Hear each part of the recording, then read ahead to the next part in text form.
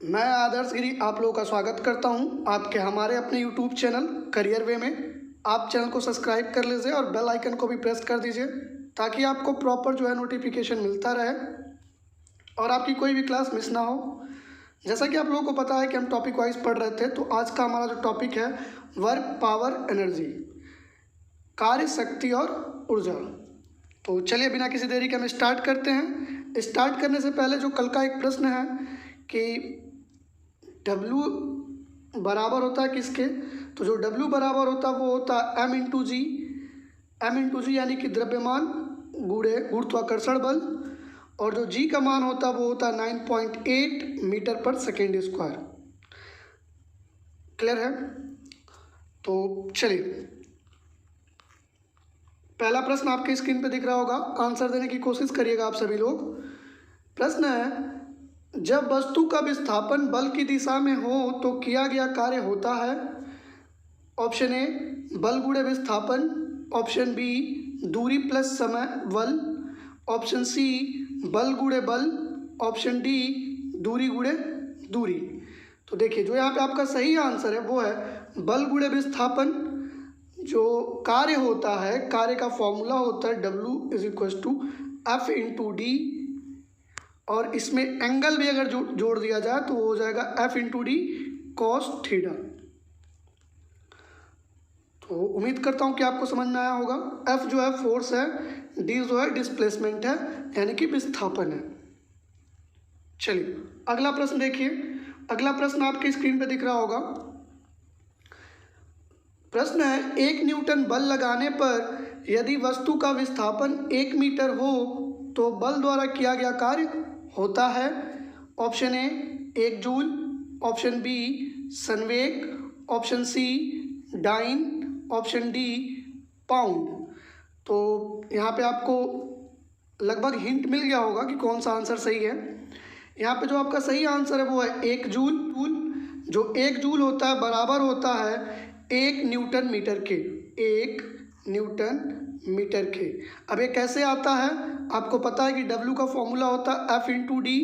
F को major मापते हैं न्यूटन से और D को मापते हैं मीटर से। तो क्लियर हो गया होगा आप लोगों को।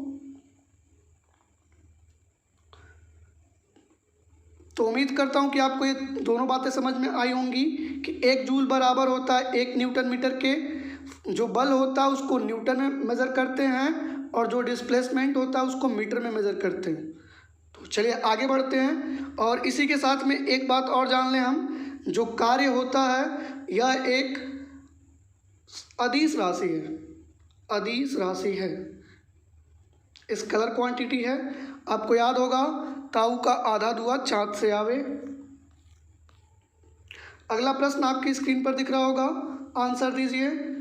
जब बल वस्तु की गति की दिशा में कार्य करता है तब किया गया कार्य क्या होता है। ऑप्शन ए धनात्मक होता है, ऑप्शन बी गुणात्मक होता है, ऑप्शन सी ऋणात्मक होता है, ऑप्शन डी उपरोक्त सभी। तो इस प्रश्न को सॉल्व करने के लिए थोड़ा सा समझ लेते हैं। ये कोई वस्तु है, इस दिशा में भाग रही थी, आपने इसी दिशा में थोड़ा बल लगा दिया तो कार्य क्या हो गया, धनात्मक हो गया या ऋणात्मक हो गया। तो जो कार्य होगा आपका वो होगा धनात्मक। यहाँ पे आपका सही आंसर है ऑप्शन ए। अगला प्रश्न देखिए, ये आप क्लास 9 से पढ़ते आ रहे हैं, इसका सभी लोग आंसर देने की कोशिश करिएगा। और ये एलपी में पूछा हुआ प्रश्न है, जो अभी पिछला एलपी हुआ था। ऊर्जा संरक्षण का नियम है।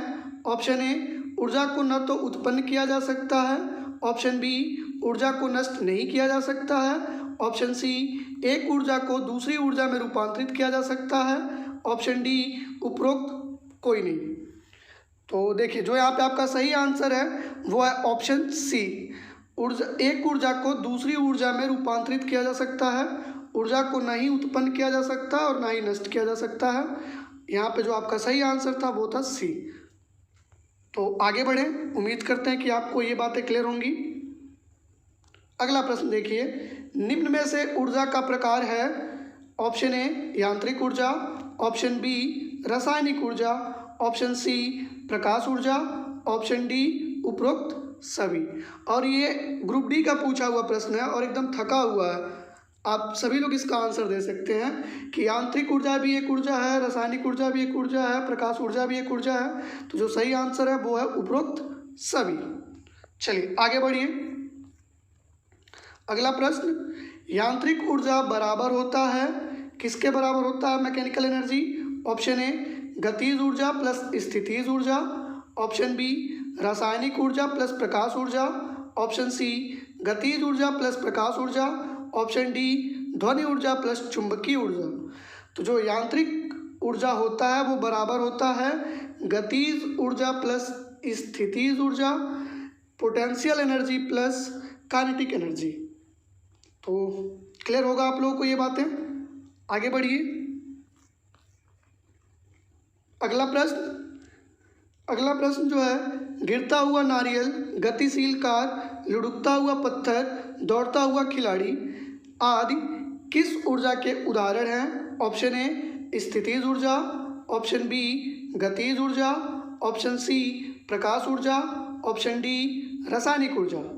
तो देखिए यहाँ पर प्रश्न में गिरता हुआ नारियल यानी कि ये गति कर रहा है, गतिशील कार यानी कि ये भी गति में है, लुढ़कता हुआ पत्थर यानी कि ये भी गति में है, दौड़ता हुआ खिलाड़ी ये भी गति में है। तो जो वस्तु या जो व्यक्ति गति में होगा उसके पास गतिज ऊर्जा होगी। आपको समझ में आया होगा। अगर कोई वस्तु स्थिर है या विराम अवस्था में है तो उसके पास स्थितिज ऊर्जा होगी। क्लियर है दोनों बातें? तो आगे बढ़ते हैं। अगला प्रश्न है, ये भी आपको याद होगा और ये एसएससी का पूछा हुआ प्रश्न है। एक हॉर्स पावर किसके बराबर होता है? Option A 790 watt, option B 700 watt, option C 720 watt, option D 746 what.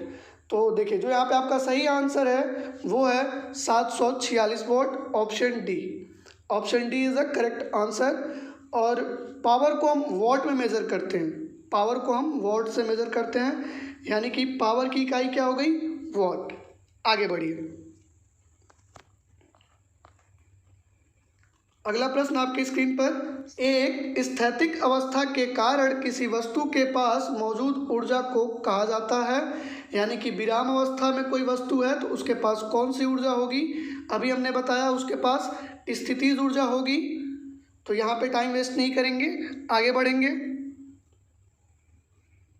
अगला प्रश्न, जब किसी वस्तु को ऊंचाई पर ले जाया जाता है तो उसकी संभावित ऊर्जा का क्या होता है? ऑप्शन ए इसकी संभावित ऊर्जा बढ़ती है, ऑप्शन बी इसकी संभावित ऊर्जा घटती है, ऑप्शन सी इसकी संभावित ऊर्जा समान रहती है, ऑप्शन डी इनमें से कोई नहीं। तो आप लोगों को पता होगा कि ऊर्जा जो है यहाँ पे एक होती है स्थितिज ऊर्जा, जिसको हम बोलते हैं यू से डिनोट करते हैं, U = mgh। तो ये बताइए, ये सब एक समानुपाती हैं, मतलब कि अगर m बढ़ेगा तो भी ये u बढ़ेगा, g बढ़ेगा तो भी ये u बढ़ेगा, h बढ़ेगा तो भी ये u बढ़ेगा। तो यहाँ पे आपका सही आंसर क्या होगा? जब h बढ़ रहा है, ऊंचाई बढ़ रही है, तो क्या होगा? ऊर्जा भी बढ़ेगी। तो यहाँ पे आपका सही आंसर होगा ऑप्शन ए कि उसकी संभावित ऊर्जा बढ़ जाएगी। चलिए आगे बढ़िए। अगला प्रश्न देखिए। अगला प्रश्न ये एनटीपीसी का प्रीवियस ईयर का प्रश्न है और ये मोस्ट इम्पॉर्टेंट है आपके एग्जाम के लिए। यदि किसी वस्तु का वेग दोगुना कर दिया जाता है तो उसकी गतिज ऊर्जा होती है, गतिज ऊर्जा होती है। अभी हमने स्थितिज ऊर्जा बताया, यहाँ पे गतिज ऊर्जा पूछ रहा है। तो जो गतिज ऊर्जा होती है दोगुनी हो जाती है, ऑप्शन बी आधी हो जाती है, ऑप्शन सी नहीं बदलती, ऑप्शन डी 4 गुनी हो जाती है। तो चलिए हम इसको सॉल्व करके दिखा देते हैं आप लोगों को, इसका आंसर क्या होगा। देखिए आप लोगों को पता है कि जो गतिज ऊर्जा होती है उसका फॉर्मूला होता है काइनेटिक एनर्जी = ½ mv²। और कह रहा है कि इस v को दोगुना कर दिया जाए। ये मान लीजिए कि पहला था, तो अगला काइनेटिक एनर्जी जो बनेगा आपका दोगुना करके, तो वो क्या होगा? ½ m2v²। तो इस 2 का जब स्क्वायर करेंगे तो कितना आएगा 4। तो ये कितने गुनी होगी 4 गुनी होगी। कितनी गुनी होगी 4 गुनी होगी। कैसे देखिए ये हाफ एम बी स्क्वायर से half M B square cut जाएगा तो बचेगा क्या 2 2 ज़ा 4। ठीक है आगे बढ़िए। तो आपका जो यहाँ पे सही आंसर था वो था 4 गुना। ये हम कर चुके हैं। आगे बढ़ते हैं। अगला प्रश्न देखिए गतिज ऊर्जा के बारे में यहाँ थोड़ा सा मेंशन किया हुआ है। किसी वस्तु में गति के कारण जो कार्य करने की क्षमता आ जाती है उसे गतिज ऊर्जा कहते हैं। तो गतिज ऊर्जा यानी काइनेटिक एनर्जी का फॉर्मूला होता है हाफ एम वी स्क्वायर और स्थितिज ऊर्जा यानी कि जो यू होता है उसका फॉर्मूला होता है एम जी एच। जी यानी कि गुरुत्वाकर्षण बल, एम यानी कि द्रव्यमान कितना भार है उसका द्रव्यमान, जी जो होता है 9.8 होता है मीटर पर सेकेंड स्क्वायर। आगे बढ़िए। अगला प्रश्न सौर कुकर, सौर आश्वन संयंत्रों और सौर ऊर्जा संयंत्रों में प्रयुक्त ऊर्जा को किस रूप में जाना जाता है। ऑप्शन ए रासायनिक ऊर्जा केमिकल एनर्जी, ऑप्शन बी सौर ऊर्जा सोलर एनर्जी, ऑप्शन सी ऊष्मीय ऊर्जा थर्मल एनर्जी, ऑप्शन डी परमाणु ऊर्जा न्यूक्लियर एनर्जी। तो देखिए यहाँ आपको सौर मिला, यहाँ सौर, ये मैंने इंक्लूड किया ताकि आपको आइडिया लग जाए। यहाँ पे जो आपका सही आंसर होगा वो होगा सौर ऊर्जा।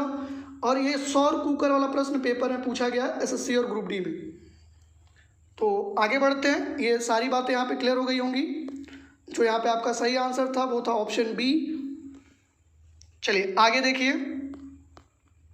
अगला प्रश्न जब पंखा बिजली से चलता है तो विद्युत ऊर्जा का किस ऊर्जा में रूपांतरण होता है। जब पंखा चलता है तो वो विद्युत से चलता है, तो विद्युत से चलने के बाद वो क्या बनाता है। ऑप्शन ए यांत्रिक ऊर्जा में बदलता है, ऑप्शन बी प्रकाश ऊर्जा में बदलता है, ऑप्शन सी चुंबकीय ऊर्जा में बदलता है, ऑप्शन डी ध्वनि ऊर्जा में बदलता है। तो देखिए जो पंखा होता है वो विद्युत ऊर्जा को यांत्रिक ऊर्जा में बदलता है, ऑप्शन ए। सेम मोटर का भी यही काम होता है। आगे बढ़िए। देखिए हमने कुछ चीज़ों को इंक्लूड किया ताकि ये पेपर में जो पूछे हुए हैं आपको सीधे वन लाइनर याद कर लीजिए, प्रश्न बनाने की कोई ज़रूरत नहीं है। सौर सेल क्या करता है, प्रकाश ऊर्जा को विद्युत ऊर्जा में बदलता है। सोलर पैनल आप लोगों ने देखा होगा। डायनामो करता है यांत्रिक ऊर्जा को विद्युत ऊर्जा में, mechanical energy into electrical energy. विद्युत मोटर अभी हमने बताया कि विद्युत ऊर्जा को यांत्रिक ऊर्जा में, लाउड स्पीकर विद्युत ऊर्जा को ध्वनि ऊर्जा में बदलता है। तो ये आपको मिल जाएगा पीडीएफ में, आप लोग इसको रीड कर लीजिएगा। आगे भी है थोड़ा सा देख लीजिए। सितार आप लोगों ने देखा होगा, ये यांत्रिक ऊर्जा को ध्वनि ऊर्जा में बदलता है। बल्ब जो भी होते हैं बल्ब हीटर, ये विद्युत ऊर्जा को प्रकाश व ऊष्मीय ऊर्जा में बदलते हैं। इससे लाइट भी मिलता है और ताप भी मिलता है, ऊष्मा भी मिलता है। मोमबत्ती का जलना, ये रासायनिक ऊर्जा को प्रकाश एवं ऊष्मीय ऊर्जा में बदलता है। मोमबत्ती का इम्पोर्टेंट है आपके लिए और सितार का ये मोस्ट इम्पोर्टेंट है। चलिए तो आगे बढ़ते हैं। अगला प्रश्न देखते हैं। अगला प्रश्न वृत्तीय गति में सर्कुलर मोशन में बल के द्वारा किया गया कार्य होता है। Option A 10 joule, option B 1 joule, option C 0 joule, option D इनमें से कोई नहीं। तो जब सर्कुलर मोशन होता है तो वहाँ पर जो कार्य होता है वो 0 होता है। क्यों होता है भाई, ये देखिए ये सर्कुलर मोशन जब ऐसे कोई वस्तु घूमेगी तो हमने आपको बताया कि जो फॉर्मूला होता है वो होता है F into D cos theta. तो इनके बीच का जो एंगल, ये देखिए वस्तु ऐसे घूम रही है तो इनके बीच का जो एंगल बनता है 90 बनता है और कॉस 90 की वैल्यू जो होती है वो होती है 0। और जब किसी भी नंबर में 0 का मल्टीप्लाई करेंगे तो वो आएगा कितना 0।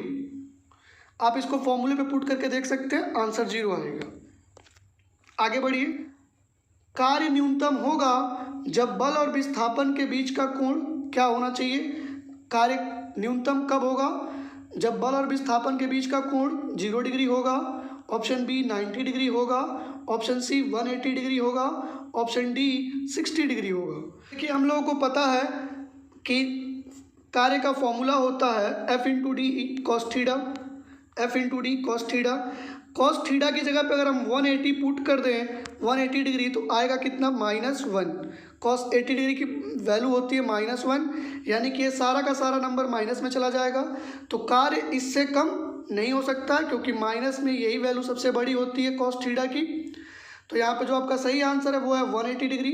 आप इसको डायरेक्ट याद रख सकते हैं, ये सीधे प्रश्न पूछे जाएंगे एग्जाम में।